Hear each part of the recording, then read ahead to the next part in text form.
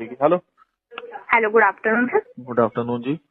Sir मैं निशा बात कर रही हूँ HDFC बैंक के बिहाफ से। हाँ जी बोलिए। सर फंड्स के रिगार्डिंग कॉल किया था। कोई रिक्वायरमेंट होगी बिजनेस लोन, हाँ होम लोन, कार लोन में? हाँ जी मैम, चाहिए लोन चाहिए। हाँ जी सर, कौन से लोन में रिक्वायरमेंट है आपकी? मैम ट्रेन खरीदनी थी। हाँ जी, ट्रेन खरीदनी थी मैम। ट्रेन खरीदनी थी। हाँ जी। सर कितना अमाउंट देख रहे हैं आप? 300 करोड़ रुपए मैम। 300 करोड़। हाँ जी। सर रनिंग में कोई लोन चल रहा है जिसकी EMI पे कर रहे हो आप? हाँ जी मैम। सर कौन सा लोन चल रहा है? साइकिल का मैम। कौन सा सर? हीरो की साइकिल ली है मैम।